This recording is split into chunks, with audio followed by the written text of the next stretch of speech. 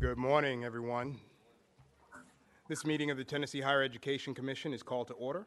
Thank you, everyone, for being here, and I hope you all are well. I guess I can still say Happy New Year. We first want to take care of the roll call, so for those joining us virtually, just a reminder to please state whether you are there and others are present with you in the room. And with that, Madam Secretary, would you please call the roll? Vice Chair Stafford. Here. Commissioner Allman. Here. Commissioner Cope. Here. Commissioner Kingsolver. Here. Commissioner Coben. Here. Commissioner Matlock. Here. Commissioner Moser. Here. Commissioner Scarlett. I am present and no one is in the room with me. Commissioner Wharton. Present, and I'm alone. Good morning. Commissioner Winton. Good morning. I am here and no one is in the room with me. Secretary Hargett. Here. Treasurer Lillard. Here. Commissioner Morrison. Here. Comptroller Mumpower. I am present and alone. Okay, Vice Chair, you have a quorum. All right, thank you. Given that we have members who are participating virtually today, we will call roll call votes throughout the meeting today. First on the agenda is the adoption of the agenda. So if there are no questions or objections, I'll entertain a motion for approval. So moved. And second? Second. All right. Madam Secretary, please call the roll. Vice Chair Stafford. Yeah, aye. Commissioner Allman. Aye. Commissioner Cope. Aye. Commissioner Kingsolver. Aye. Commissioner Coben. Aye. Commissioner Matlock. Aye. Commissioner Moser. And I'm also alone. Commissioner Scarlett. Commissioner Wharton. Aye. Commissioner Winton. Aye. Secretary Hargett. Aye. Treasurer Lillard. Aye. Comptroller Mumpower. Aye. Vice Chair, you have 12 ayes. Thank you. Motion carries. We have 2 minutes to approve, and we'll take them individually. So with no questions or objections, I'll entertain a motion for the November 3rd, 2022 minutes for approval. So moved. Second. All right, moved in second. Madam Secretary, please call the roll. Vice Chair Stafford. Aye. Commissioner Allman. Aye. Commissioner Cope. Aye. Commissioner Kingsolver. Aye. Commissioner Coben. Aye. Commissioner Matlock. Aye. Commissioner Moser. Aye. Commissioner Scarlett. Aye. Commissioner Wharton. Aye. Commissioner Winton. Aye. Secretary Hargett. Aye. Treasurer Lillard. Aye. Comptroller Mumpower. Aye. Vice Chair, you have 13 ayes. Thank you. Motion carries. And now for the special called meeting on December 12th, those minutes. I'll take a motion and a second. So moved. Seconded. All right. Madam Secretary, please call the roll. Vice Chair Stafford. Aye. Commissioner Allman. Aye. Commissioner Cope. Aye. Commissioner Kingsolver. Aye. Commissioner Coben. Aye. Commissioner Matlock. Commissioner Moser. Aye. Commissioner Scarlett. Aye. Commissioner Wharton. Aye. Commissioner Winton. Aye. Secretary Hargett. Aye. Treasurer Lillard. Aye. Comptroller Mumpower. Aye. Vice Chair, you have 13 ayes. Thank you. With that business out of the way, I will now turn it over to Dr. Robert Smith for his Executive Director's report. Dr. Smith, you are recognized. Thank you, Commissioner. I want to begin with my appreciation for the warm and accepting welcome by the Commission members and the THEC and the THEC staff.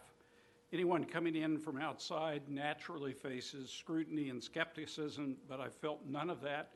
Instead, I've been warmly welcomed. People have been genuinely open and optimistic. They've given me a wealth of their ideas as well as an openness to the new concepts consistent with our mission. They've tolerated my eccentricities, which includes the mispronunciation, and generally ignored my peculiarities. I've been particularly fortunate to have the support and guidance of Laura K. Crawford, who has deftly managed my scheduling, which I suspect rivals that of President Boyd's calendar. I've been shielded from making fatal early mistakes by Chrisania Wiley, who I am convinced is a former CIA intelligence officer who knows everybody everywhere and can get things done in an amazing way. In fact, I got a new car. Apparently, Mike Krause's handling of the previous car required a new car. And when I went down to the garage, it turned out to be a red Mustang convertible.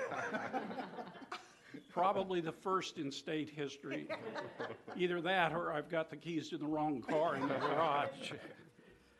It's been a busy few weeks, getting to know people, reaching out to stakeholders, gathering impressions of what others see as the expectations and opportunities for THEC. I've had conversations with all 4 of the past executive directors covering more than 2 decades of THEC's history. They've been wonderful, and I value their experience and their advice. In addition to conversations with the leadership of THEC and THEC, I think I've been in front of, or I've engaged with conversation with almost all of our 126 employees. In addition, I've gathered thoughtful advice and feedback from 5 of the 6 LGI presidents, with 1 more scheduled soon, and as well as President Boyd and TBR Chancellor Tidings. I've met privately with the Governor's Chief of Staff, the Commissioners of Finance and Administration, Commissioner of Economic Community Development, Chair of the Senate Finance, Ways and Means, and Chair of the House Education Committee. Most importantly, I've had personal conversations with every member of the Commission, some of you more than once. From this wealth of observations, insights, and advice, I've come away with what I see as 4 opportunities to offer today that I hope will be the beginning of a focused conversation with the Commission as we work together in preparation for the appointment of our next director. The first of which is there is a consensus that THEC must be the authority for higher education data in Tennessee and provide access as well as the analytical prowess that allows us to move beyond being a historical archiver to prognosticators. Not only do our institutions need good data to make better decisions, but our state partners need our data to set policy directions in a wide range of ways that improve the lives of Tennesseans. We are one of only 3 educational agencies at the table for Governor Lee's Workforce Development Group. We'd appear to be the lead agency working with the Governor's Office of Evidence and Impact. And an aside, I love the name of that group. Evidence and Impact. I mean, I think that is just a super cool group, and certainly an important one for us to be working with, to establish data to inform decision makers to ensure the state invests in the programs that work. Our critical position with this work group is testimony to THEC's importance as not only a data depository, but as a trusted leader in data-driven analytical decision-making. One particular initiative that does require immediate attention to our work is to refine and enhance the P20 database, which the Governor's Work Group depends on for much of their fundamental analyses. This is not only important to the work group, it's critical for our institutions to conduct longitudinal analyses for master planning, enrollment projections, program development, and capital planning. Second observation, we are also seen as a place of innovation and design for solving some of higher education's most difficult challenges. We are an extensive laboratory of research and outreach programs, not only addressing public challenges with access to higher education and completion of credentials. Coincidentally, this array of specialized programs is in the midst of Momentum Year 2023. And so I've asked Ms. Samantha Gooder, Chief Access and Outreach Officer, to update the commission on where we are on this initiative and the plans for reaching their bold goals for this coming term. With that, Sam?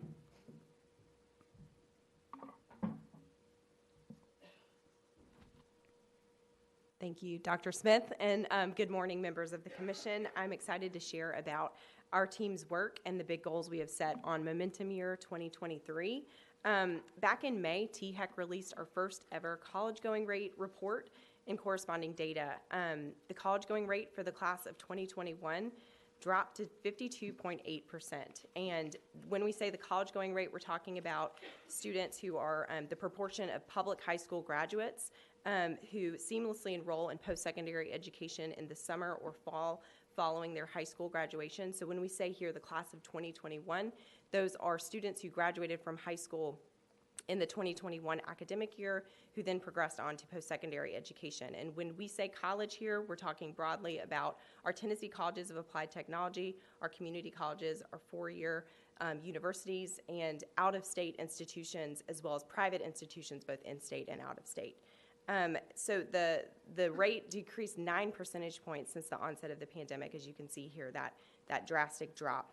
And when disaggregated by race, here we see the college going rate for the previous three cohorts disaggregated by three of the racial subgroups that we capture in our reporting.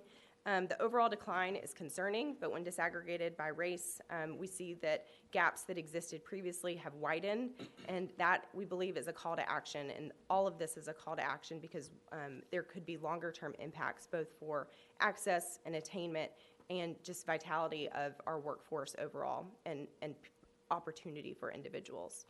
And so we shared this data far and wide for several months. And we were really hoping that we would come forth with, here's the solution. We figured it out. Here's how we're going to solve this challenge.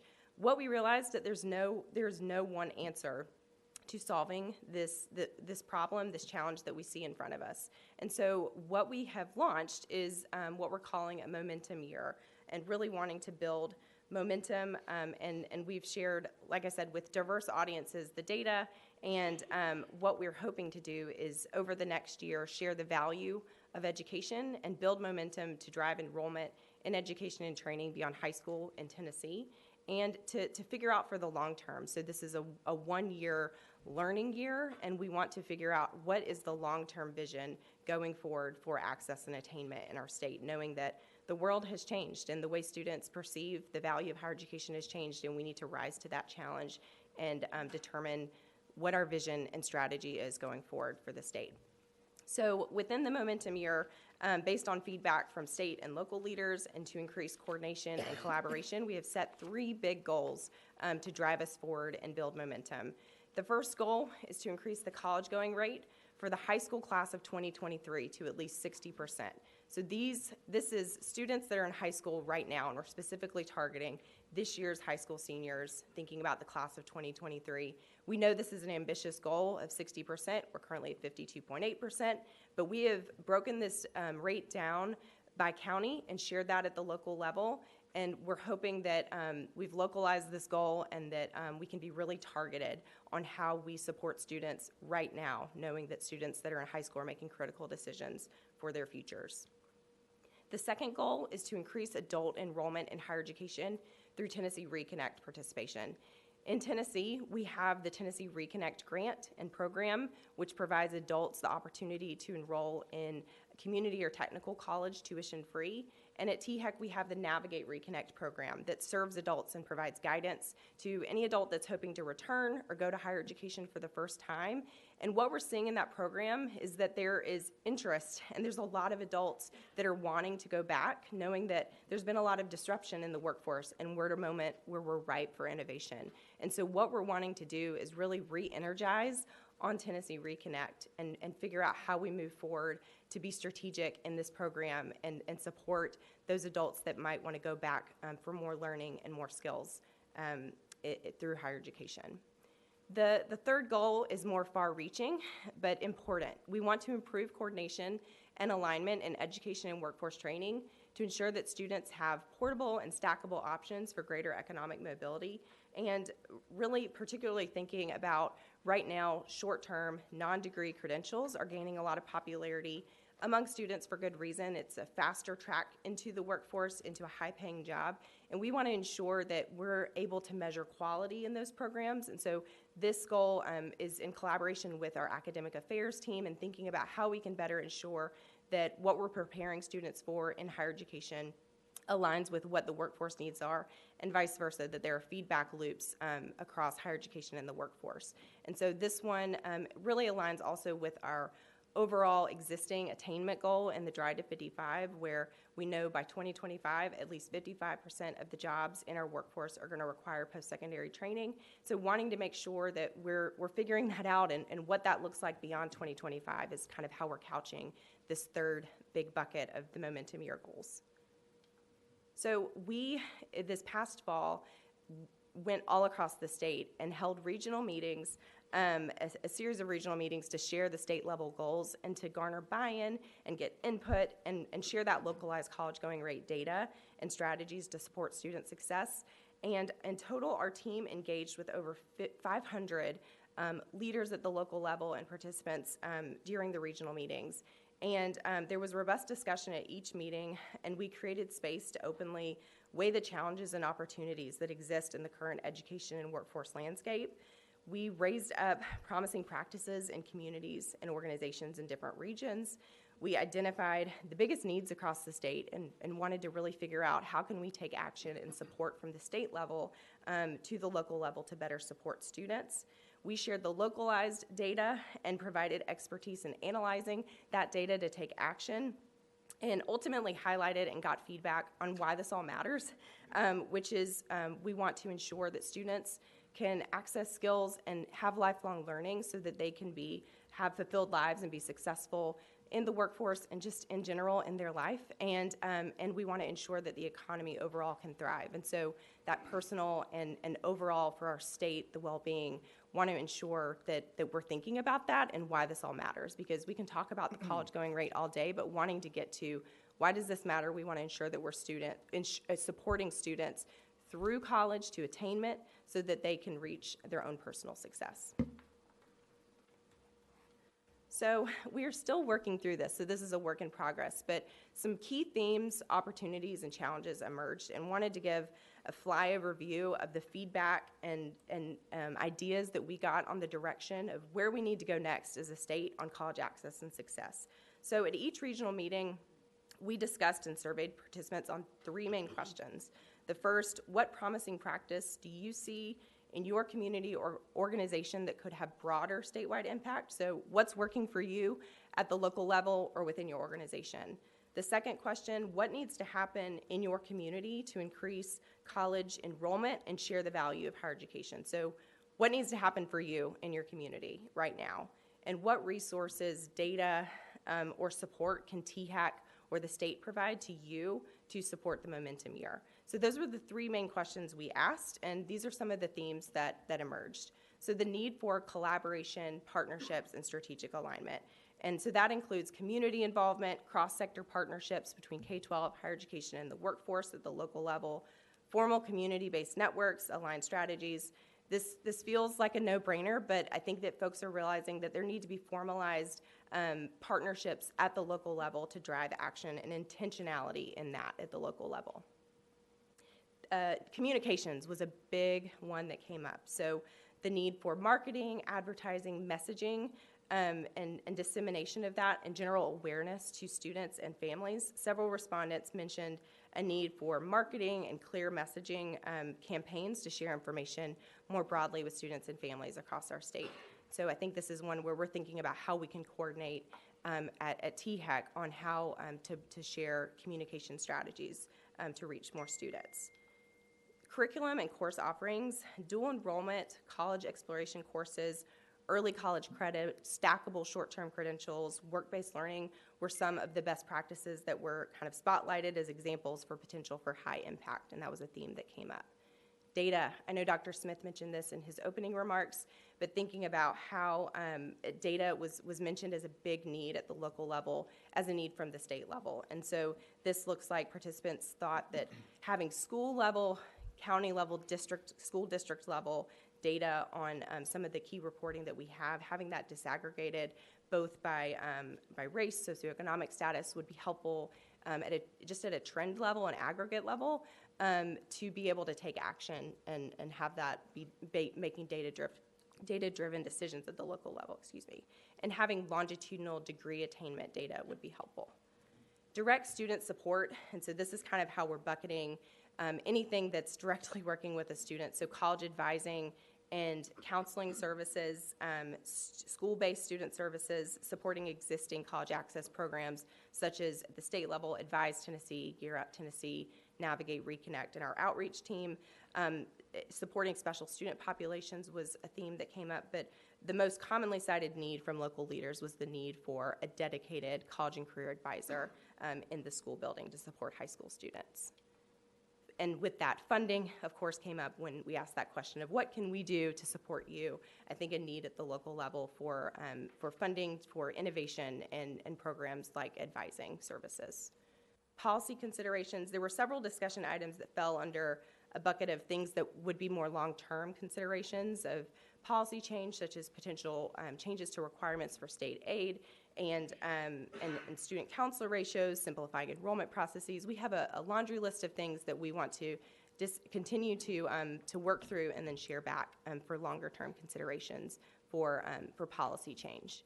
And then finally, statewide resources, which goes into communications, materials, handouts, free resources. This was something that came up that THEC could potentially coordinate on across the state to better share information across different organizations that are all doing this work and rowing in the same direction.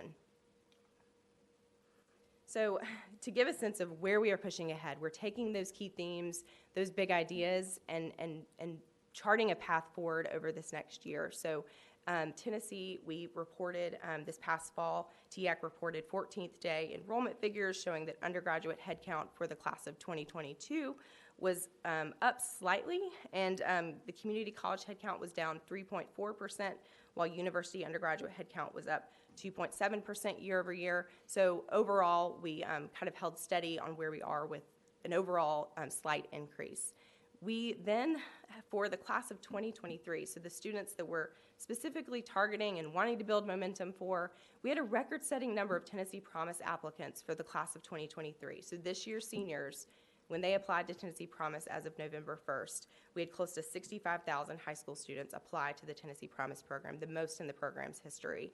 And we're very excited by that, but of course we didn't want to then stop. We're continuing on and supporting these students to file the FAFSA, the free application for federal student aid. We're slightly lagging right now, but we have efforts underway in advance of the March 1st deadline for state aid programs, and we have key strategies that we're supporting over the next few weeks to really lean in and support students to file the FAFSA, knowing that's a key leading indicator of college going. We're moving right along. So the next steps for the momentum year, we would say that there are two big focus areas around collaboration that we're pursuing right now. The first is around what can we do for students right now? What I was just saying with FAFSA, that's kind of our next step. With college going decisions, we want to lean in and support students right now, and to that end, we're convening groups of stakeholders across higher education institutions, systems, school districts, K through 12 education, and partner organizations to operationalize tactical things that we can do for students that are in their senior year right now. And then the second focus is how are we thinking more long-term and kind of thinking about those policy considerations. We plan to create and support a policy environment to figure out where we need to go next as a state to combat the challenge of the value proposition of higher education. Next, outreach to students and providing supports right now. We are working, as I mentioned, to outline and share a common communications campaign and toolkit so that we're all singing from the same song sheet and specifically targeting students right now. We want to share out strategies and outreach supports so that we're reaching students that are making critical decisions in school buildings right now for their future. Identify and elevate proof points is a key next step. We're wanting to in the coming weeks, we are implementing a FAFSA challenge where we're challenging high schools across the state to grow from where they were last year or reach 90% FAFSA filing in their school. And when they do that, they are dubbed a FAFSA champion. And we have had 3 schools as of last week reach FAFSA champion status, meaning that they grew more than 5% from where they were last year in FAFSA filing for their school, or they've reached 90% FAFSA filing for their school overall. We're wanting to highlight those schools and have them share, what did you do? What worked? And so I think right now that's specific to FAFSA, but then beyond, we're wanting to look at college advising programs, college access programs, and having that cross-sharing across the state of best practices. And we want to continue to elevate proof points that work for students. And then finally, data analysis and policy recommendations. Our data and strategy team are working to include more demographic data in next year's college-going report, and we hope to highlight policy recommendations that continue to arise during the momentum year.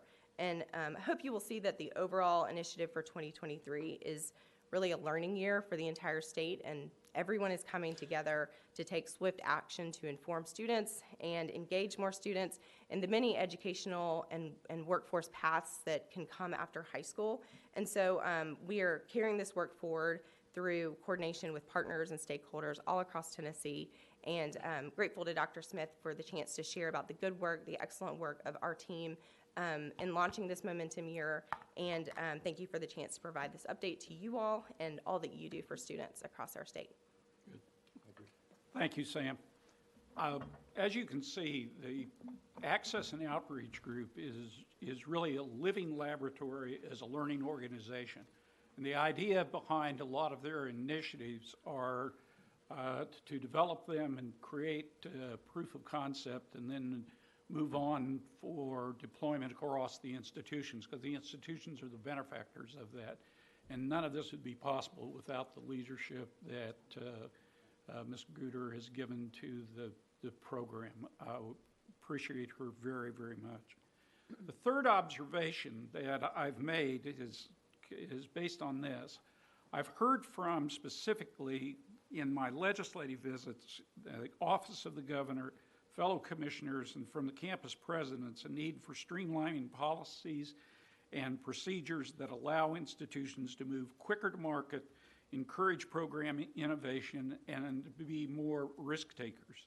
And with such agility and nimbleness comes the equally strong expectation that Tennesseans expect good stewardship of their tax dollars and that we deliver a meaningful return on the investment. Our staff is already working to cut the red tape and to expedite within our regulations program development and approval, and on the agenda today are 2 of those, and that is just a beginning. However, with that comes an expectation in post-program reviews that there is a clear return on investment. With the greater freedom comes the expected accountability. One fundamental area of that accountability lies within the outcomes-based formula and the quality assurance funding standards. This is where the Commission assures the people of Tennessee that their investment is delivering. This is where most of the Commission's strategic plan is realized in real improvements in the educational achievement of our citizens. And what I've heard on these listening tours is a need to refine both funding mechanisms to focus more on the THEC mission. Fourth observation is that everything we do happens through relationships that we have with the higher education community, our government agencies, and with the citizens of Tennessee. Relationships matter, and productive deliberations, successful decision-making, and authentic dialogue comes from working together, sharing common concerns, and celebrating in a consensus-driven environment. As ideal as this is, the most troubling discovery that I've made in these 3 short weeks is that neither we nor our stakeholders know each other well enough to capture the power that we need for success. Therefore, as we're preparing for the next director, I plan to lead the efforts to close this gap through our power of convening. With the election today of a chair, my first task will be, or my first ask will be to have our commission join in a retreat soon to discuss not only these opportunities that I'm presenting today, but other topics that are important to our work. In addition, I'll take the lead in convening with my colleagues, the peer group that I associate with, our campus CEOs from all 50 of our public institutions to discuss, debate, and discover ways to improve our service to Tennesseans. I'm hoping we'll also want to bring institutional trustees together as we did when we first introduced the Focus Act and implemented it for the purpose of education, sharing, and just plain old Tennessee fellowship. I anticipate that each of our bureaus will be reaching out to their counterparts to bring them together as well. I'm convinced that such convenings will help unite us in our common mission. And it's useful to remind ourselves that our mission, the THEC mission, is to relentlessly focus on increasing the number of Tennesseans with a post-secondary degree. We deliver on that promise by assuring when institutions use public funds, and given the privilege of state authorization under our purview, then they have given intentional thought to how they plan, how they execute, and how they deliver quality education that benefits all Tennesseans. Let me emphasize that these opportunities that I've observed are not my ideas. They come from the people in this room as well as the many others I've been privileged to meet in these first 18 days on the job. Importantly, they come from the 126 talented and dedicated professionals that are THEC. I've been humbled by their acceptance of me and their willingness to indulge my ideas and my impertinence. They've inspired me. They've given me confidence that we can accomplish amazing work within this interim period for our institutions of higher education and the people of Tennessee. Thank you, Mr. Chair. Thank you very much, Dr. Smith.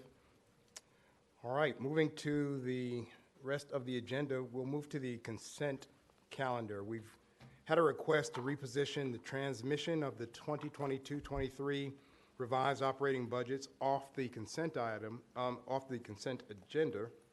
Vice So- Chair Stafford, I don't know that, I apologize, I don't think we've actually had that, that motion happen. Okay. All right, we'll pause there. So we have two items on the consent agenda. Let me ask for a motion of approval for the consent agenda and a second. I'll move approval. All right, is there a second? Seconded. All right, approved and second. We will move for roll call vote. Madam Secretary, please take the roll. Vice Chair Stafford? Aye. Commissioner Allman? Aye. Commissioner Cope? Aye. Commissioner Kingsolver? Aye. Commissioner Coben? Aye. Commissioner Matlock? Commissioner Moser? Aye. Commissioner Scarlett? Aye. Commissioner Wharton? Aye. Commissioner Winton? Aye. Secretary Hargett? Treasurer Lillard? Aye. Comptroller Mumpower? Aye. Vice Chair, you have 13 ayes. Thank you, Madam Secretary. All right, we now move to the regular calendar, and our first item is the election of a chair. I joined this commission in 2017, and my friend and colleague Evan Cope was the chair at that time. And 2017 is almost 6 years ago in terms of when I came on, but Evan was already chair 2 years prior to that. So that's a long time to lead this body, but Evan has done it tremendously well, and I want to thank him for the service in that period of time. But he has willingly decided to share the gavel with someone else. So we are going to have an election for a new chair. So with that, I will open the floor to nominations for chair of the commission. Mr. Vice Chairman, it would be my honor to nominate Tara Scarlett to be chairman. Thank you. Have a nomination on the table. Is there a second? I second the motion. All right. Moved and second. We'll close the nominations and we'll call for a roll call vote. Mr. Chairman, Yes.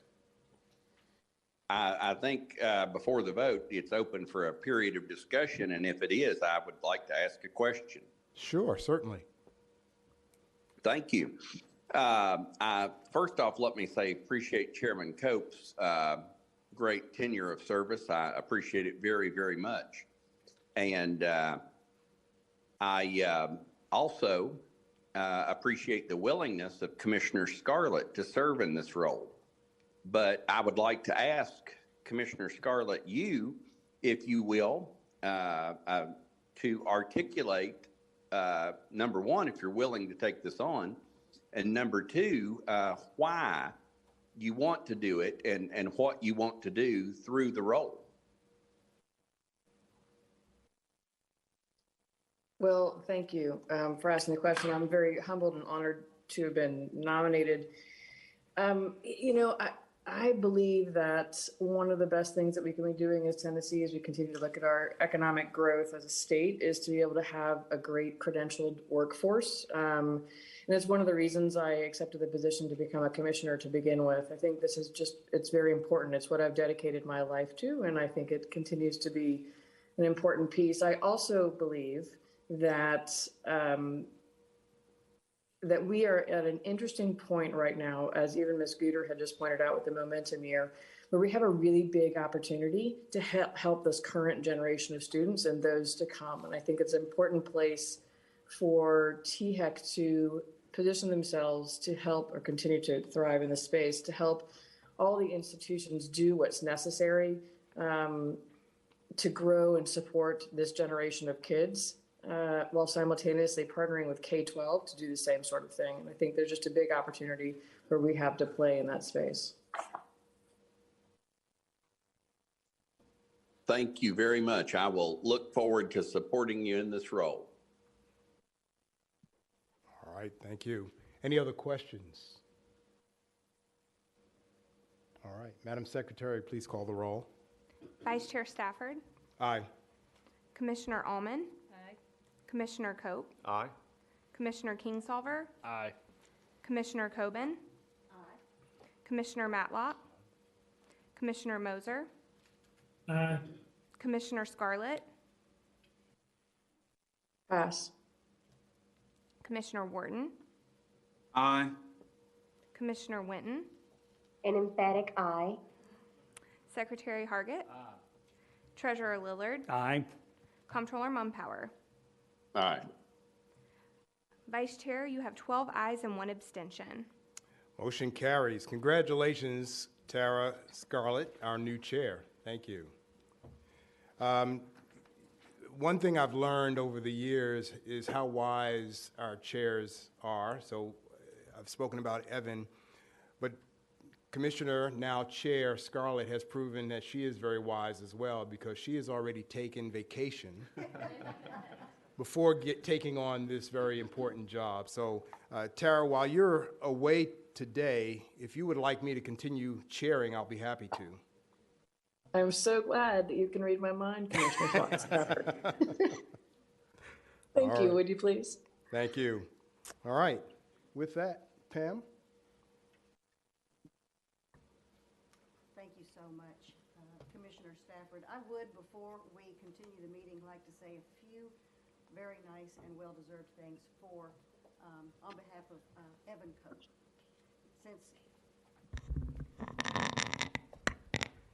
Should I repeat everything I just said? I want to say a few nice things about Evan. We are not going to let him get away this easily. Since 2014, as Vernon told you, Evan has served as our chairman. If you all think back, he walked us through the implementation of the Focus Act, which I personally thought was going to be the worst thing that ever happened in higher education in Tennessee, and it's turned out to be a fantastic, fantastic move. He helped with the growth, the immense growth in the Tennessee Promise, the beginning of Tennessee Reconnect, Veterans Reconnect, grant programs like LEAP, Spark, the Give Act implementation, the establishment of Historical Black College and University Success Advisory Board. He walked us through COVID. He has served with 5 executive directors. That's enough right there. But in addition, under Evan's chairmanship, we were named in 2020 the top state higher education executive organization in the country. That's a pretty good running for a man who also raised 2 little twin boys and kept his law practice going every minute of that time. Evan, we thank you. There probably aren't words enough for us to thank you. We ordered you a Superman outfit, but it didn't get here in time. So we want to present you with this plaque. Pam, thank you so much. That is so sweet.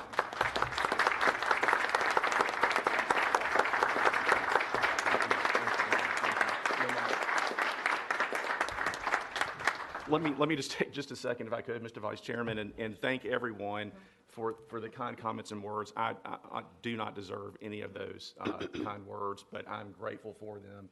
And I'm grateful for the opportunity to have served, grateful to the staff, and grateful to all the stakeholders in higher education. So just thank you so much. It means the world to me. Thank you.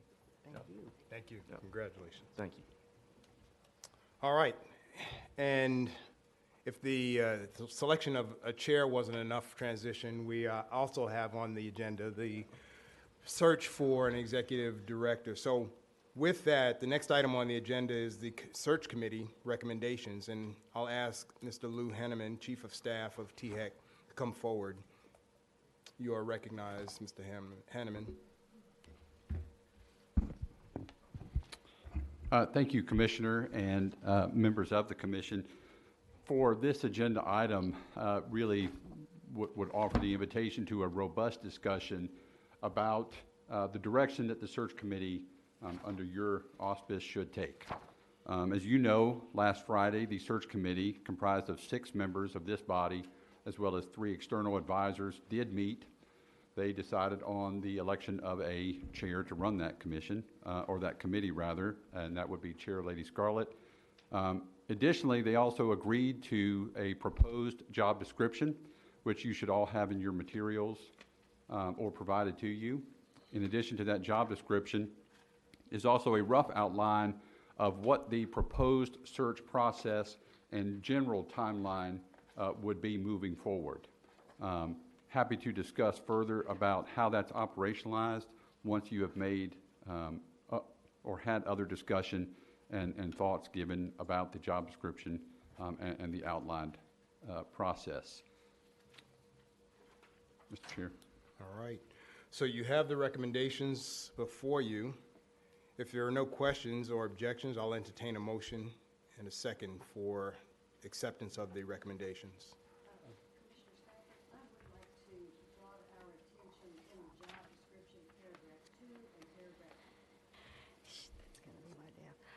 Paragraph 2 and paragraph 4 of the job description, it refers to post-secondary experience in both cases, and I think our goal is credentials.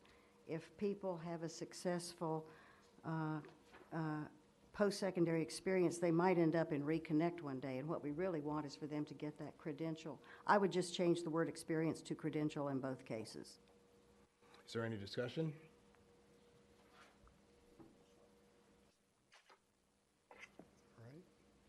So is that a friendly amendment to the current recommendation? Yes, sir.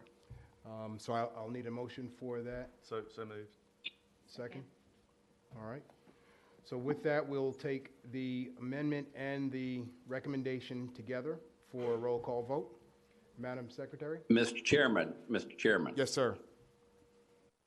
If there can be a period of discussion, I would have a question, please. Okay. Thank you. Go ahead. Any discussion on this item?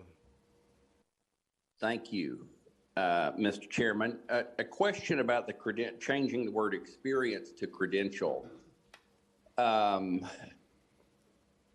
If the commissioner could please further explain, do you mean academic degree of a certain level, what do you mean when you say credential over experience? Generally, when we refer to credentials, we are including anything from a certificate that indicates you have had specific training in a specific trade, in an area of expertise and a skill, all the way through a doctoral degree. It's a catch-all word, I should say, probably, for all of those, anything in between. That would be a credential. And so how does that stand up? Let's say, for example, as we explore the possibility of a new executive director, they have, particularly as we think about our workforce development mission, that they have, business expertise that, of course, comes without a credential. Would that negate them from being considered for the role? I think it probably would require some look at the expertise that they had. Right. I think maybe thank you. there's some. I think I understand. In this case, I'm not able to support this amendment because I believe strongly we need to have a wide net and an open mind as we consider candidates for this important role. And that would include somebody with a real-world business experience and management experience that may not be able to be credentialed in the way that some other things are. So respectfully, I'm not able to support this amendment. Thank you. And actually, I would have to agree with you in the sense in which you speak. I think the way it's intended here is that is referring to every Tennessean's right to a post-secondary, as I call it, credential. That is not referring to job requirements or credential requirements for the individual, the applicant for the job. Okay, and thank you very much. I may have misunderstood that. If it can be clear on the record that what we're talking about here is not requiring of the candidate for the job specific credentials, and we will be open, then if that is the way it is, that certainly helps my understanding of it, and I would not have an issue at all. Okay, any further discussion? All right, what we'll do is we'll take a separate vote on the amendment that Commissioner Coben has offered. Just make sure that that's acceptable to everyone before we accept the full recommendation. Okay? All right, with that, Madam Secretary, would you please call the roll? Vice Chair Stafford? Aye. Commissioner Allman? Aye. Commissioner Cope? Aye. Commissioner Kingsolver? Aye. Commissioner Coben? Aye. Commissioner Matlock? Aye. Commissioner Moser? Aye. Commissioner Scarlett? Aye. Commissioner Wharton? Just once, aye. Commissioner Winton? Aye. Secretary Hargett? Aye. Treasurer Lillard? Aye. Comptroller Mumpower? Aye. Vice Chair, you have 13 ayes. Okay, so motion on the amendment carries. So that will be, that will adjust the job description, position description, and now we're taking a vote on the on the recommendation itself. So I'll take a motion and a second for the recommendation. Second. Motion. Moved Second. and second. Any discussion? All right, Madam Secretary, please call the roll. Vice Chair Stafford? Aye. Commissioner Allman? Aye. Commissioner Cope? Aye. Commissioner Kingsolver? Aye. Commissioner Coben? Aye. Commissioner Matlock? Commissioner Moser? Aye. Commissioner Scarlett? Aye. Commissioner Wharton? Aye. Commissioner Winton, Aye. Secretary Hargett, Treasurer Lillard, Comptroller Mumpower. Aye. Vice Chair, you have 13 ayes. Thank you. Motion carries. Next up on the agenda is the Tennessee Department of Economic and Community Development.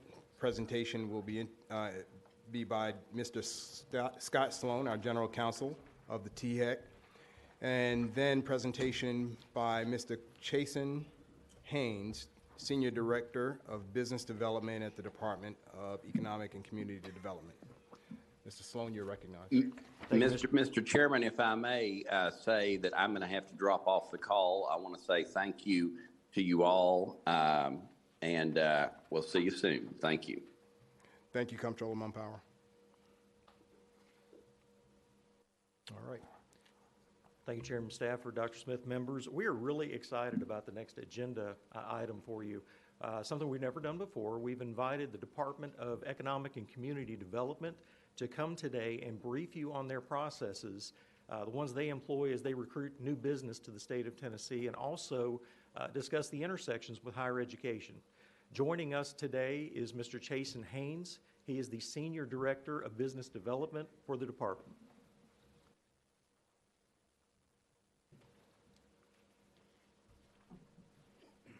Thank you all very much. I sincerely appreciate this opportunity, Mr. Vice Chairman, to speak with you all.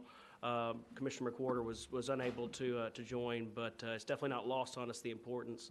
And we, the ECD appreciates the opportunity to talk with you all about how we engage with companies and how workforce development and the good work that this commission does is at the forefront of those conversations.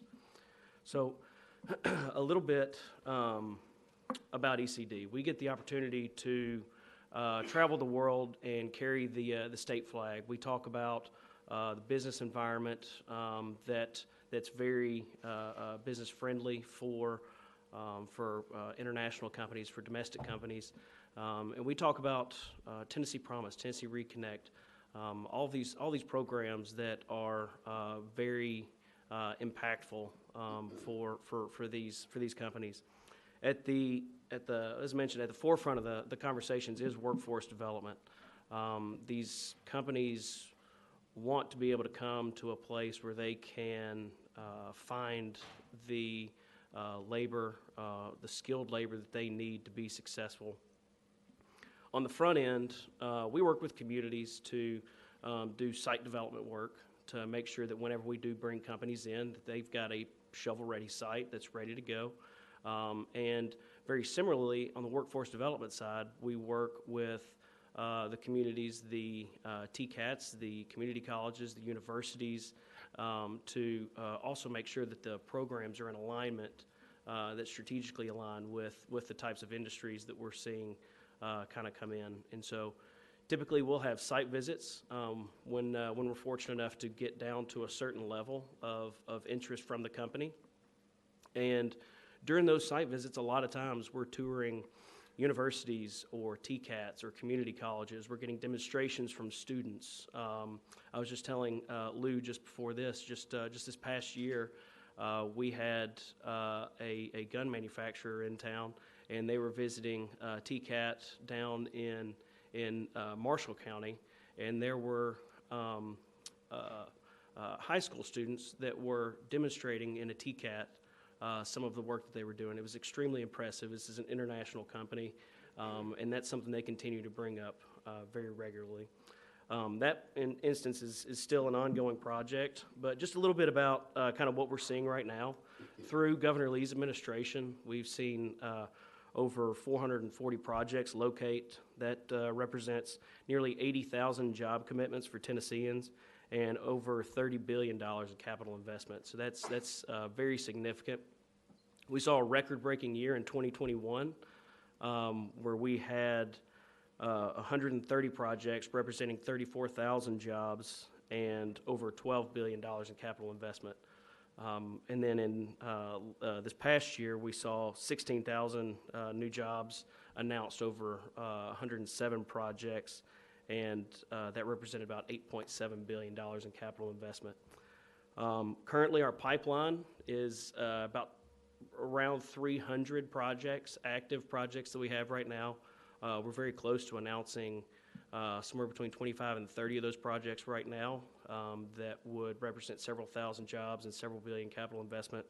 We continue to see, pardon me, we continue to see a lot of activity in the EV space. That's where we've really engaged all levels of education, everywhere from K-12 education to the post-secondary education, TCAT, community colleges.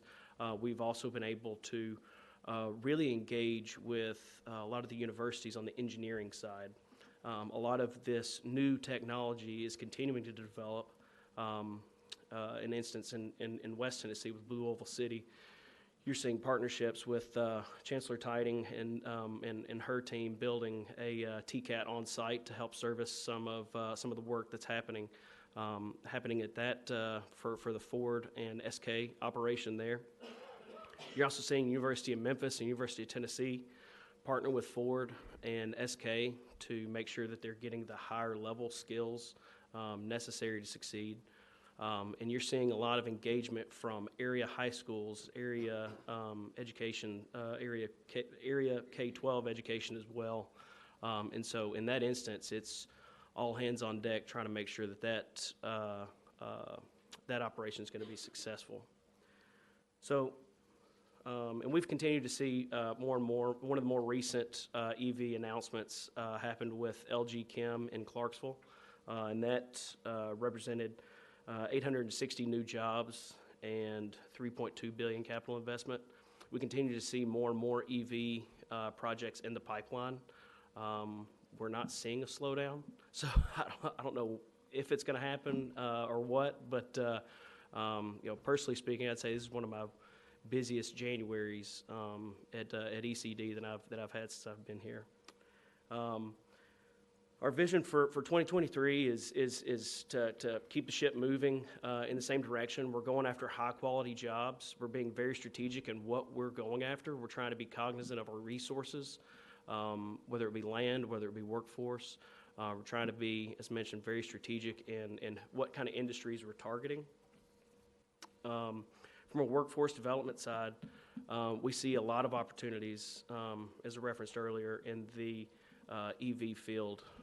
We just continue to see new types of skills that are coming out of that, whether it be on infotainment or the overall user experience of automobiles, and then also the science that goes into the batteries, trying to extend battery lifetimes, things like that. All the things that people are thinking about in the EV world, we're trying to figure it out with the companies as well. We're in 2025, we'll have 4 automotive OEMs producing EVs. So you'll have Ford in West Tennessee, you'll have Nissan in Smyrna, you'll have General Motors in Spring Hill, and you'll have Volkswagen in Chattanooga. So every division of the state will have a transformation happening on the EV side, and that happens not just in the EV, not just at the OEM and the battery plants, but that's happening all the way down the supply chain. And so, we're prepared to continue our work with post-secondary, K-12, and really make sure that those skill sets of tomorrow are aligning with what industry needs. Again, I really appreciate the opportunity to speak with you all. It doesn't seem like it was too long ago. President McPhee and I were up here trying to get a science building at MTSU. So, unfortunately, it's a little bit longer than I wish it were. So, but thank you all very much. Mr. Haynes, thank you. I do have one question. You talked about the efforts in helping prepare students for opportunities in the EV field, and we all know that the Blue Oval facility is going to be a tremendous boon for West Tennessee and the state at large. Mm-hmm. Can you tell me a little bit more tactically about what you're doing to interact with K through 12 in that space? As a resident of West Tennessee, I know all too well how challenging it is to direct the students into these career paths that can be very much beneficial for them and their careers. And how difficult it is to reach them and help them understand the importance of taking on different paths. So what are we doing to really reach those types of students? Yeah, that's a great question, and something that we've been working with communities on for a while. We'll take Blue Oval for instance. We really encouraged Ford and their team to get on the ground and start going around beating the Ford drum, beating the drum of, hey, this is manufacturing. It's not the manufacturing of the past. You're not going to come out looking, just disheveled and covered in soot. You're going to be able to make a substantial living for your family. And so it's been going into K-12, and a lot of times it's at the middle school level, starting to introduce people to STEM programs, starting to introduce kids to STEM programs, starting to get them some hands-on experience, whether it be in TCATS or I know Bridgestone in Smyrna has a facility on site where they're able to bring kids in, and they're able to actually work a couple of days a week, work their training 2 days a week. And so they're getting that experience. It's all about just trying to get students kind of opened up to what the possibilities are. And so I know Blue Oval, I know Ford is going around throughout all of West Tennessee and meeting with K-12 education. I believe they're having all kinds of conversations with the Board of Education as well. And so we're just trying to educate. Thank you. Yes, sir. Any other questions for Mr. Haynes? Thank you. I'll just jump in on that because it is exciting to see so much activity in West Tennessee related to Blue Oval and just what you're just describing around the connections with K-12 and the excitement in the district surrounding there. I think we're seeing that across the state, though, is the good thing. And I've been working with THEC on a couple things, particularly around advising. I think, again, what we really need to see in the K-12 space is more capacity at the high school level and the middle school level to help students understand their course selection and how that connects to their post-secondary plans. And so trying to think innovatively about how we can potentially build out credentials for more teachers to get that training around college and career advising so that it's not just the one counselor with 250 students, which we know is never going to be adequate. And then just trying to promote more early post-secondary exposure. One of the policy changes we've made recently that I'm excited to see take root is the high school and beyond plans, which will basically be a plan that moves with each student, an individual plan around their career aspirations and college aspirations that gets updated each year and helps to inform the counselor or whoever's doing that advising about that student's career interests and how that should relate to the courses that they're selecting. So I just think there's still so much more that we need and can be doing in this space, but I think things like Blue Oval really are a catalyst for a lot of the energy and the momentum that we need in K-12 to connect to our workforce opportunities. Thank you, Commissioner Morrison. Commissioner Copeland? I have a question about high school students that you do provide, or some of the organizations that you have worked with are providing training. Are any of them hired right out of high school by these companies? Of course, it's a case-by-case basis, but usually the anecdotal feedback that we receive is pretty much a lot of companies already kind of have dibs on a student before they're even graduated. So they typically have an idea of, especially those that are getting credentialed while they're in high school. A lot of those are graduating and making a very good living for a 17, 18-year-old. Sure. And so my next question would be, in our efforts to get to accomplish Drive 55, these students are coming out of high school, I assume, Dr. Tidings, with some kind of a credential that they could have possibly gotten at a TCAT, dual enrollment, something like this. Are we counting them? I don't ask you that, Mr. Haynes, I'm sorry. I know you don't. That's why I looked at I'm asking Chancellor staff. Tidings. Yes, we do count them. Okay.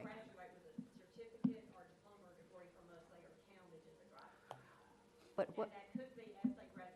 From high, that's the point I was getting. Okay, thank you. Thank you so much for coming. Thank you, ma'am. Commissioner Matlock? Thank you, Mr. Chair. And part of my question was answered previously relative to where we are with our students and training for the EV in particular. And you've answered part of that.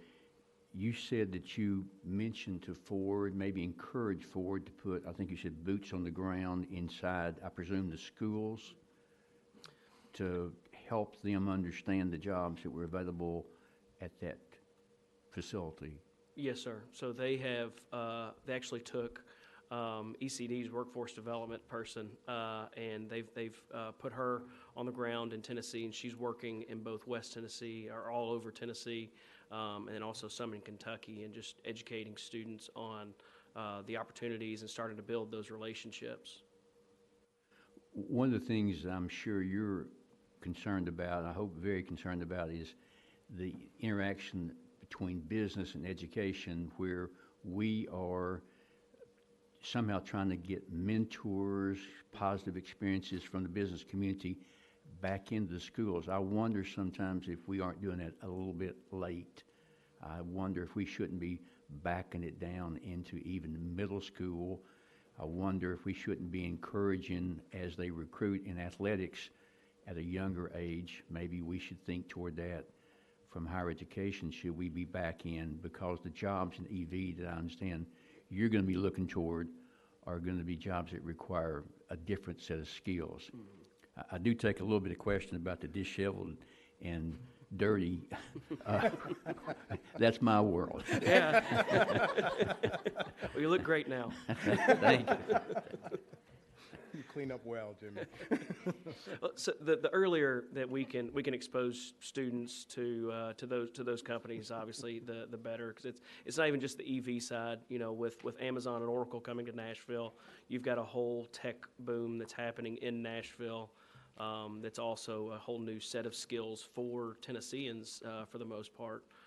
And so, yeah, the sooner we can get that exposure, we beat the drum for it on the recruitment side. We tell them the most successful companies in recruiting workforce, qualified workforce, are engaged in K-12 education, engaged with the TCATs, the community colleges, the universities. And so we're trying to encourage that as much as possible. Thank you. Any other questions? All right. Thank you very much. We appreciate your presentation. Thank you all.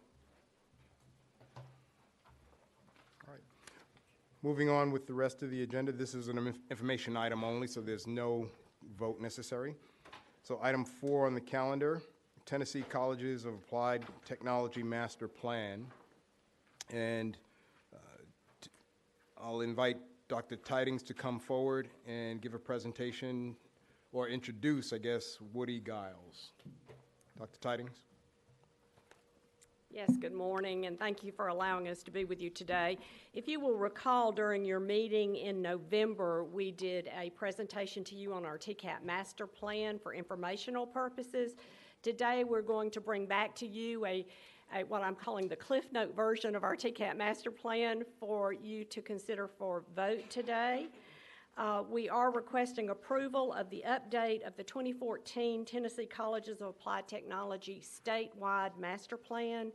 TBR began the update with the master plan in January of 2020, recognizing the continuous need for statewide workforce development, training, and new programs to address our industry needs. In addition, and you know that we have been extremely fortunate that Governor Lee and our legislators have prioritized career and technical education over the last several years, resulting in historic new investments in our TCATs. The master planner was tasked to gather data from each institution, their respective industry and community groups, along with census, demographic, and labor data. The economic development trends were identified and placed into the college's service areas. The statewide master plan consists of individual master plans for each of the TCATs and their respective service areas. Our approach to developing a statewide plan was completed so that needs would not be duplicated across our agency and new or expanded programs could be provided more efficient and effectively. Because many of the facilities that we have in our TCATs were built for high school vocational programs well over 60 years ago, replacement, addition, or major renovation continues to be a critical need to be able to provide for the programs for higher education, workforce development, and training. At this time, I'd like to introduce Mr. Woody Giles and the DLR group, who will be presenting the master plan on behalf of Tunnel Spangler Walsh. Woody?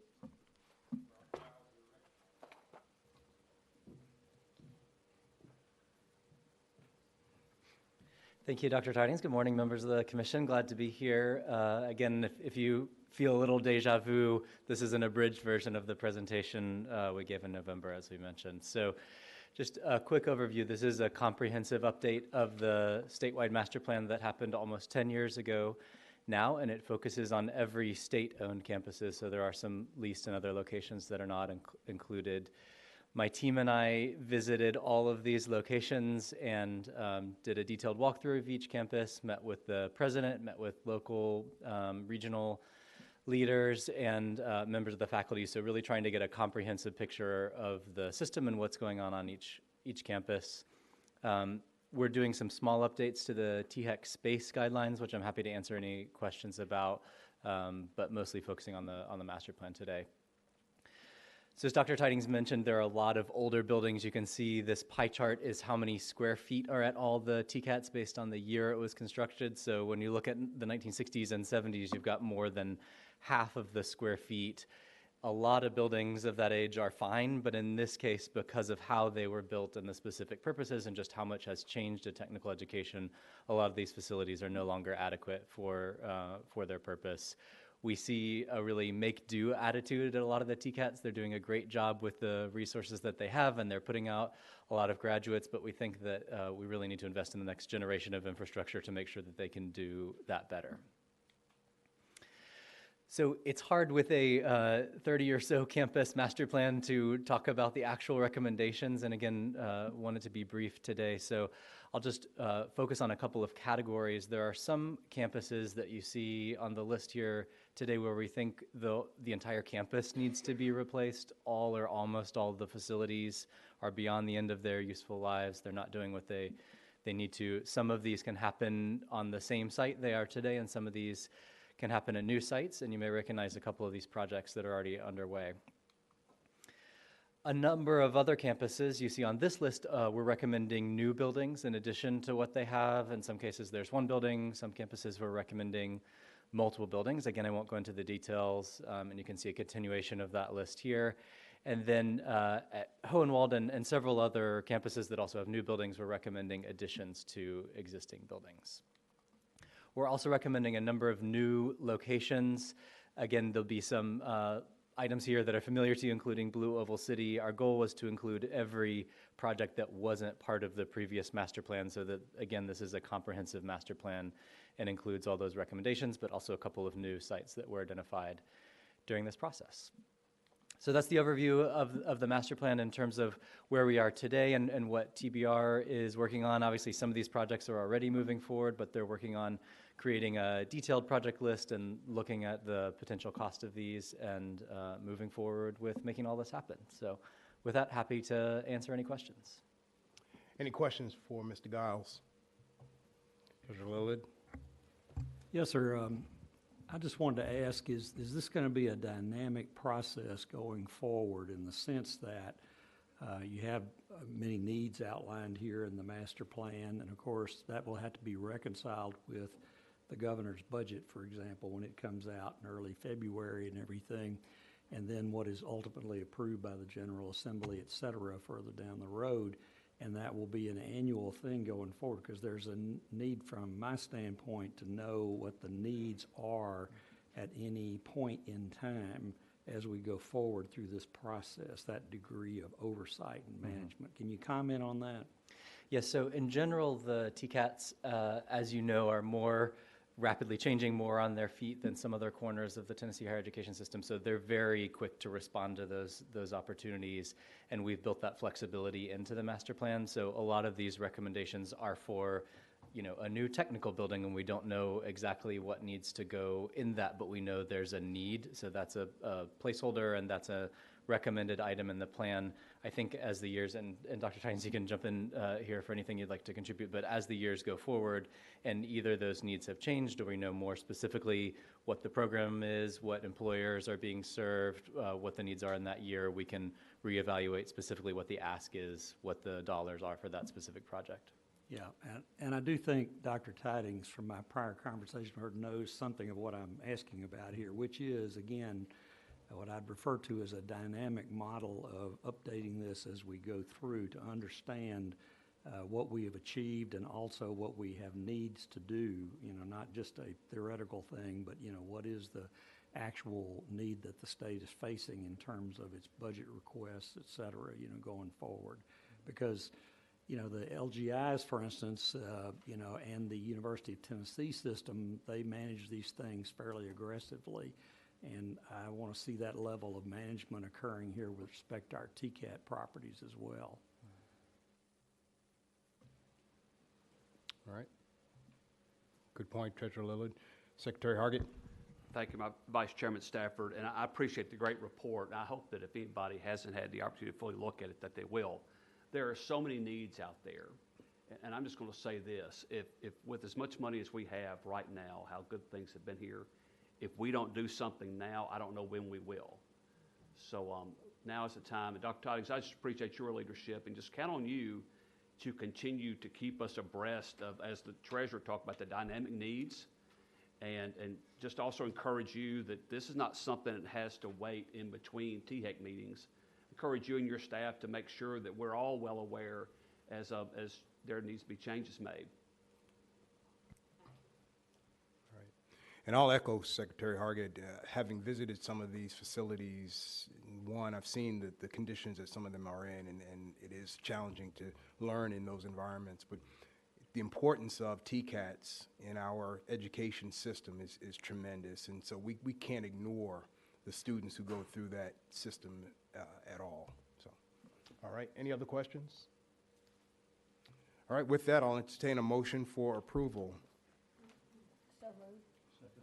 Moved in second. Madam Secretary, would you call the roll? Vice Chair Stafford, Aye. Commissioner Allman, Aye. Commissioner Cope, Aye. Commissioner Kingsolver, Aye. Commissioner Coben, Commissioner Matlock, Commissioner Moser, Commissioner Scarlett, Aye. Commissioner Wharton, Aye. Commissioner Winton, Aye. Secretary Hargett, Treasurer Lillard, Aye. Comptroller Mumpower. Vice Chair, you have 12 ayes. All right, motion carries. Next on the agenda is the Middle Tennessee State University Master Plan Amendment. It's my pleasure to introduce Dr. Sidney McPhee and then presented. If they give us 5.6 million. I believe somebody's mic is open, is that correct? If you would, please put yourself on mute. Okay. All right, Dr. McPhee, I'll turn it over to you. Yes, thank you and good morning. Vice Chair Stafford, members of the Commission, Executive Director Smith, thank you for the opportunity to come before you today.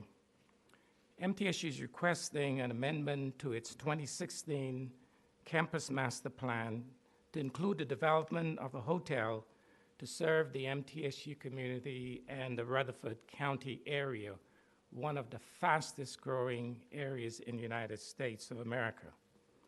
Perkins and Will, our master planning consultant, has reviewed the proposed amendment and determined that the proposed hotel project is consistent with the vision and the mission of MTSU Campus Master Plan and our academic master plan.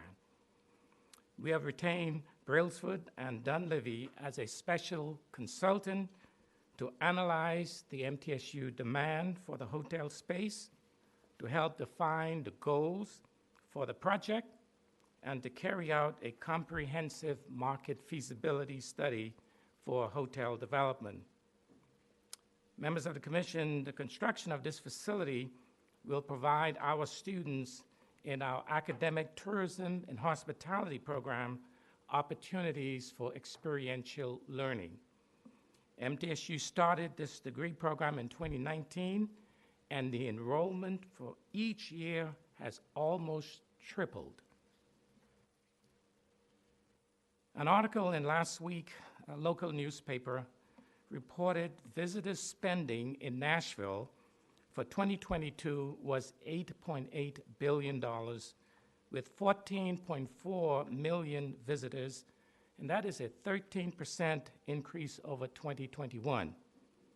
The forecast for 2023 spending is $9.8 billion, with 15 million visitors, up 5% from the 2022 growth. Now, being able to offer students experiential learning opportunities on our campus will allow our university to provide more graduates to this industry and the surrounding areas. The market feasibility study conducted for this project shows that the current market in Murfreesboro and surrounding area is very strong and can support a mid-size hotel development with a family-oriented sports-themed restaurant. This project will also provide convenient lodging to support MTSU's academic and athletic demands close to the campus. Many of our conferences and sports teams that come to the university have to stay outside of this area in order to be a part of the activities at the university. I would like now to turn it over to Edward Norwood with Brazel and Dunleavy to give a brief presentation of the hotel development proposal. Thank you. Mr. Norwood, you are recognized. Good morning, Commissioners.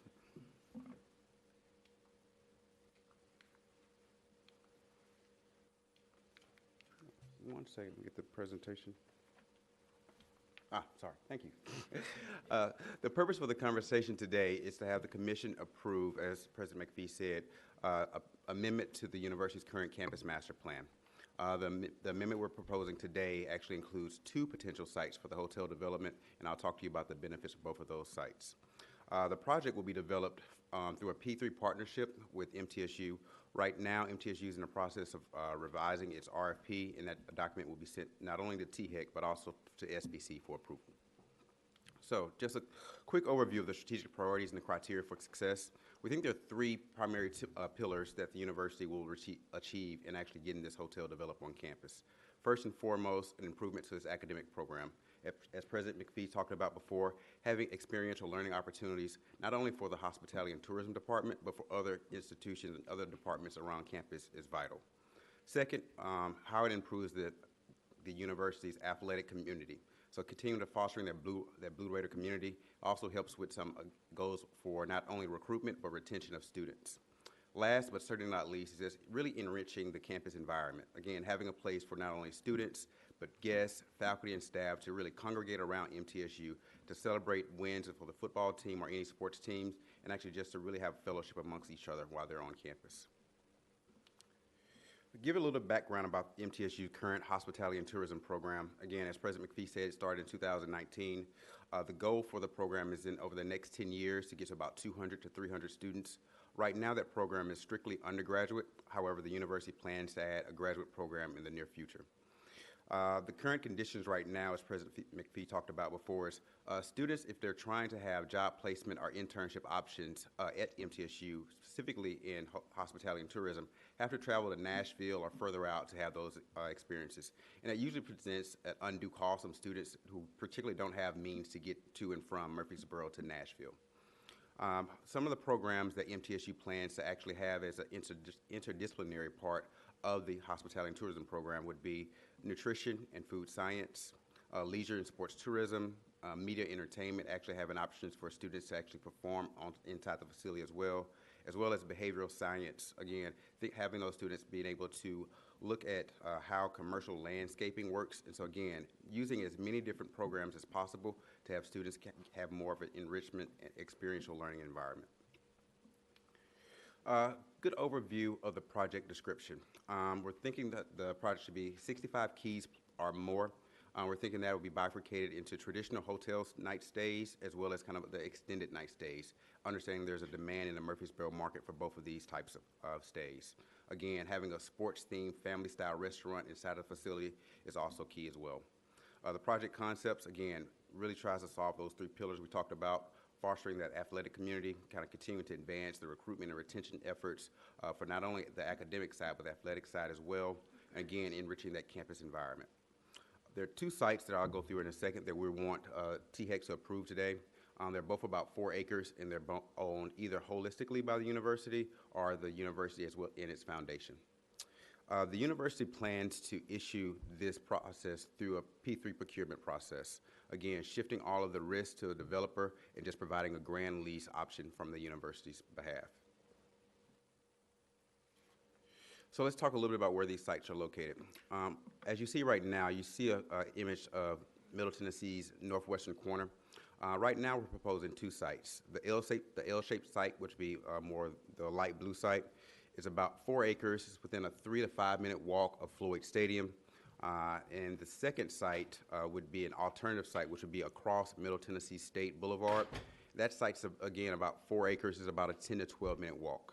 The reason we're proposing 2 sites right now, although site 1 is a preferred site, there are currently maybe some infrastructure concerns in that site that a developer will have to put in place that will make the financials unfeasible. And so we want developers to at least take a look at that site to say, if it works here, how much infrastructure costs would it be and how those costs would be passed on to third-party consumers versus using the site across the street and not having those additional infrastructure costs. It's key to note here that MTSU will not fund the project's construction. They will not fund the project's design. The university will also not be responsible for any kind of guarantee agreements, meaning they're not going to lease up a certain number of hotel nights per year. They're also not going to be responsible for any of the operations of the hotel or any of the management of that asset moving forward. So I've said a couple times the term P3, and in our business that term is rather ubiquitous, and so no two P3s are the same.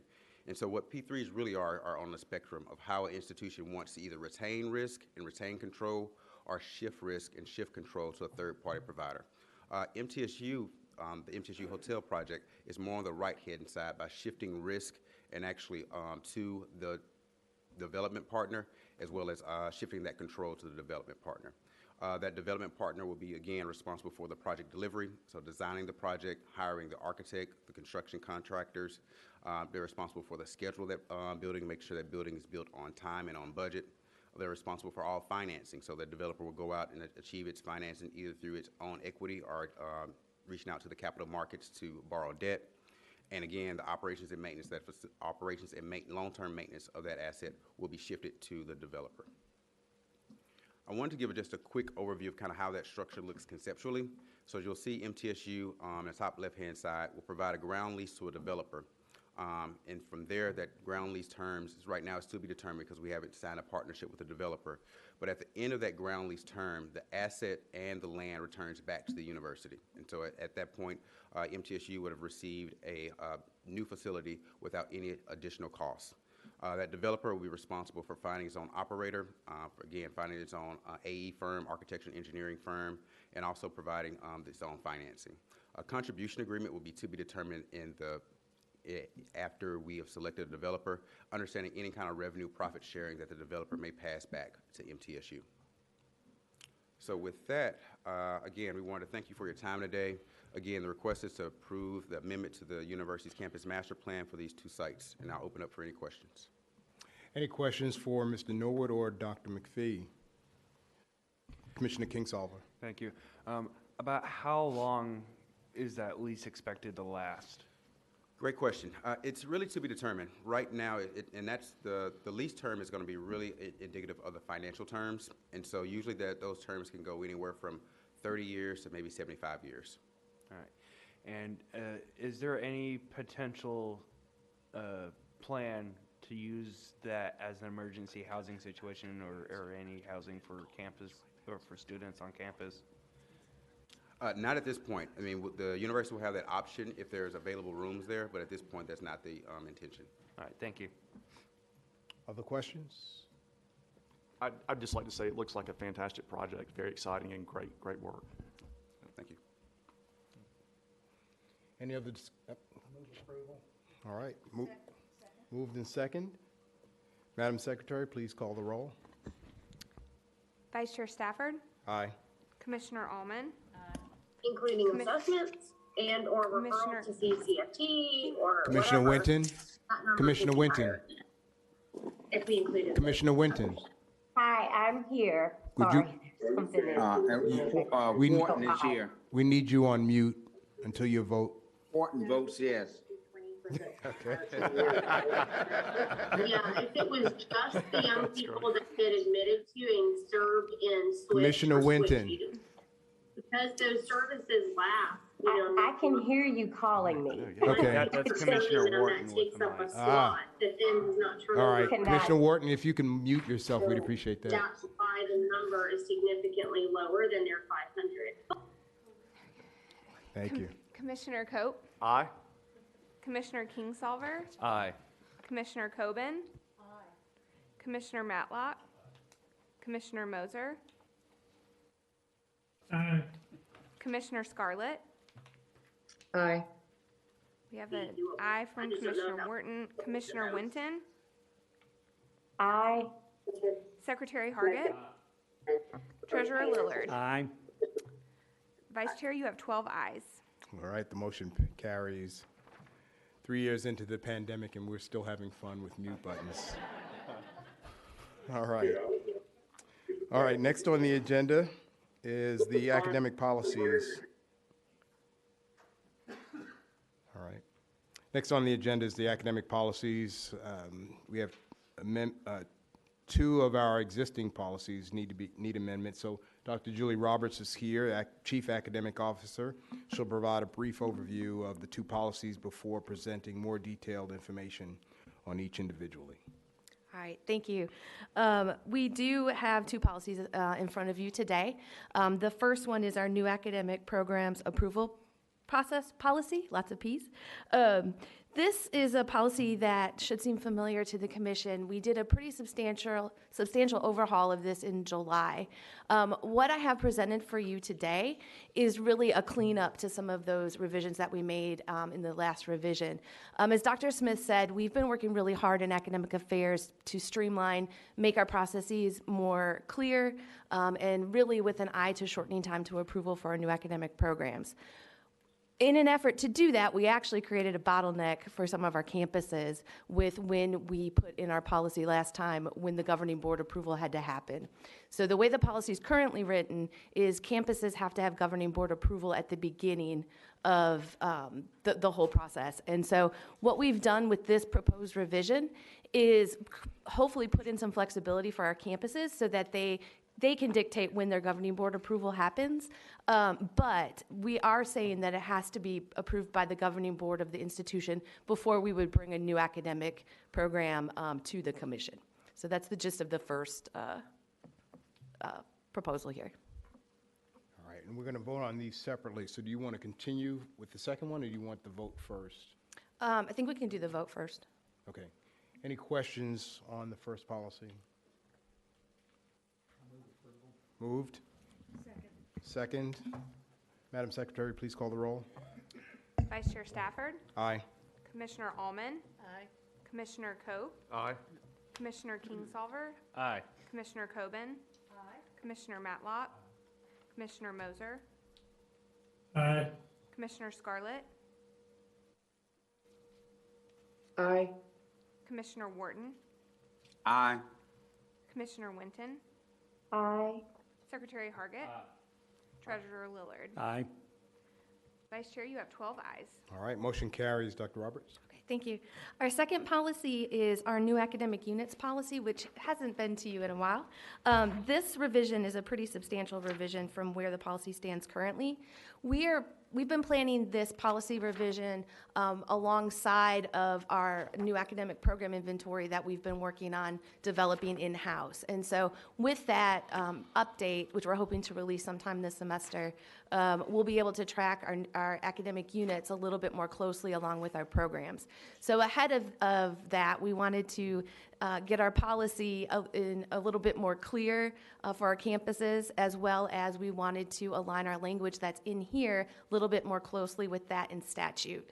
I do want to say we did run these revisions past our chief academic officers at our universities, as well as our system offices, and received positive feedback. So, If there are no questions, I'll entertain a motion. Move approval. Moved in second. Madam Secretary, please take the roll. Vice Chair Stafford, Aye.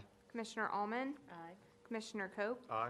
Commissioner Kingsolver, Aye. Commissioner Coben, Commissioner Matlock, Commissioner Moser, Commissioner Scarlett, Aye. Commissioner Wharton, Aye. Commissioner Winton, Aye.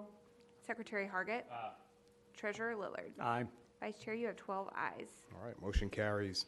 Last on the agenda is the Move On When Ready Act thresholds, and that will be introduced by Dr. Victoria Harpool, Senior Director of Policy and Effectiveness, and then presented by Dr. Jacob Kamer, Director of Research and Strategy. Dr. Harpool, you're recognized. Good morning, members of the Commission and Dr. Smith. My name is Victoria Harpool, and I'm a member of the Policy Planning and Research Bureau. And as part of that work, I serve as THEC's delegate to the State Board of Education. The THEC Executive Director is a non-voting member of the State Board of Education, as the Executive Director of the State Board of Education is a non-voting member of THEC. As such, we collaborate closely on policies and programs that bridge K-12 and higher education. It's that collaboration that brings us to this item on the agenda today, the Move On When Ready Act. Dr. Jacob Kamer will get into the specifics of the act and the analysis that was led by the data team to inform the recommendation that we have for you. But I wanted to provide a little background. The Move On When Ready Act is one of the mechanisms in the state that allows high school students to graduate in fewer than 4 years. The program is primarily administered by the State Board of Education, and THEC's role is minimal.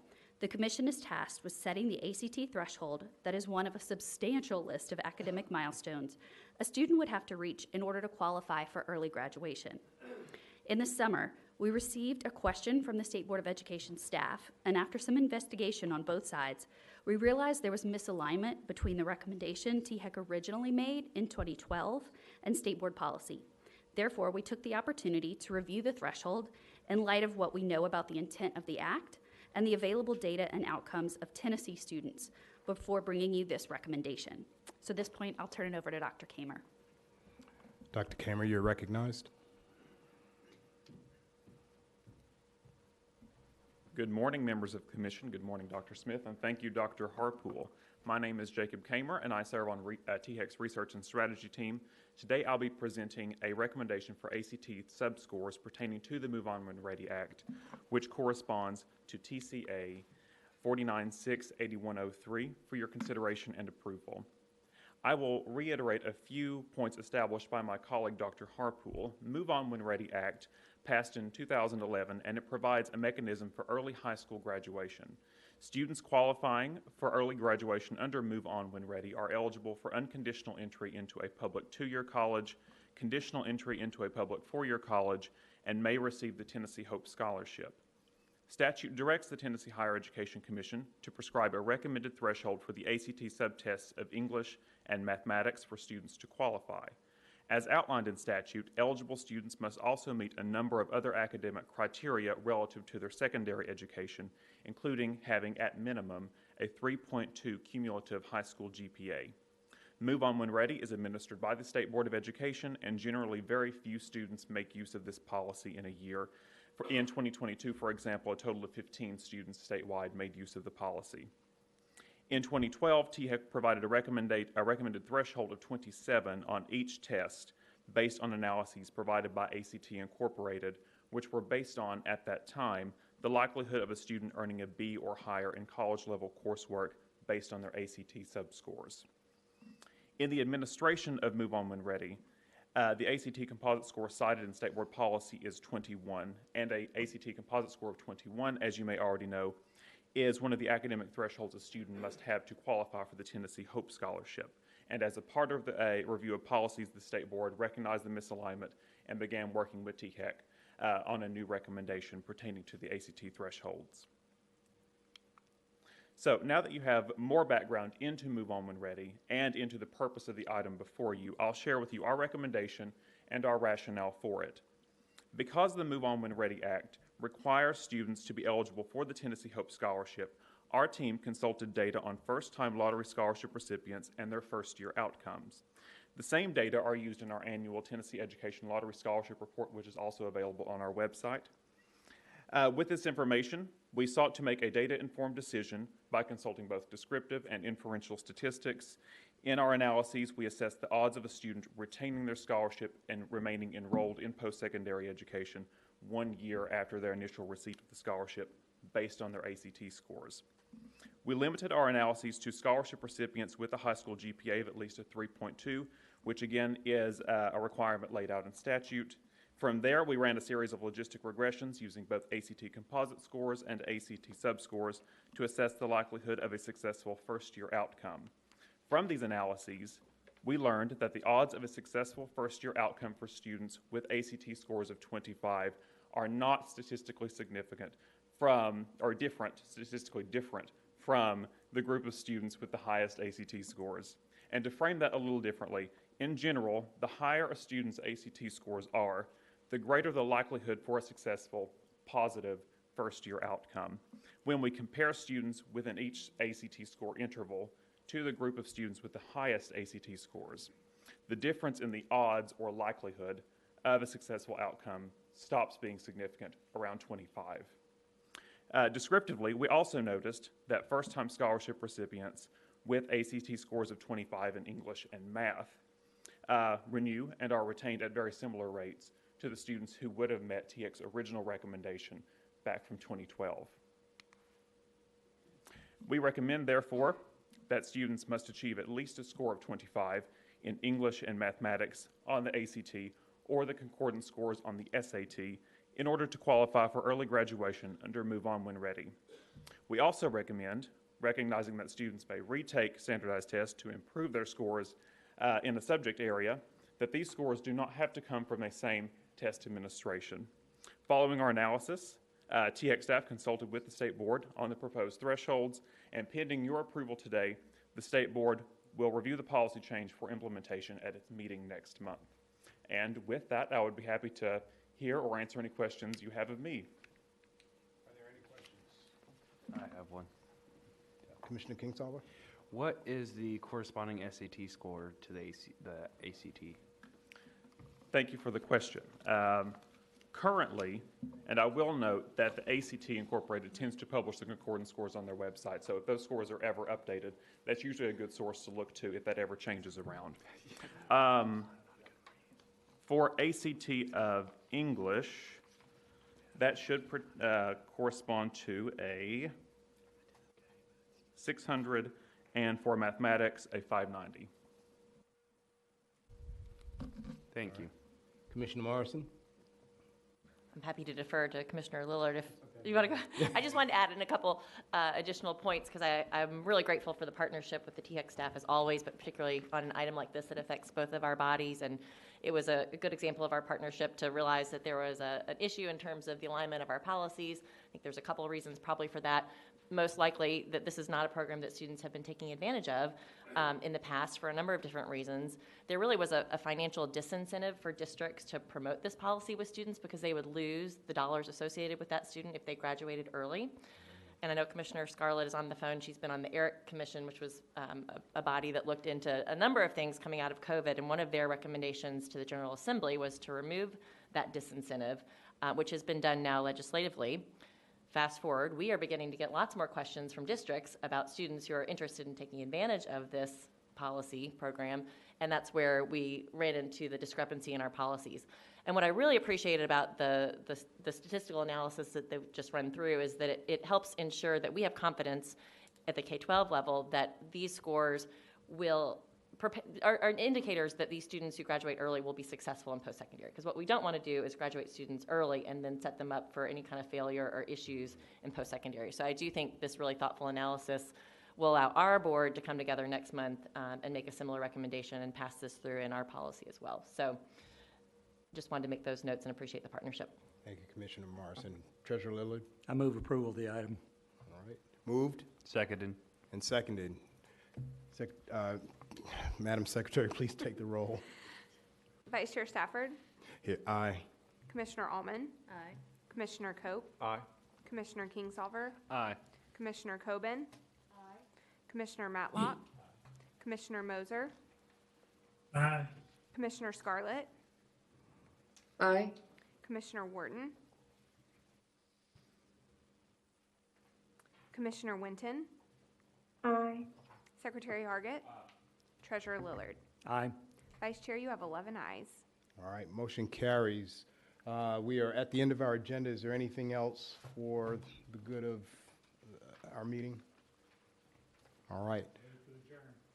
All right. I don't think we need a second. I'm going to go ahead and adjourn us. But I'll say this, that Chair Scarlett, the gavel is now yours, thankfully. All right. Thank you, Commissioner.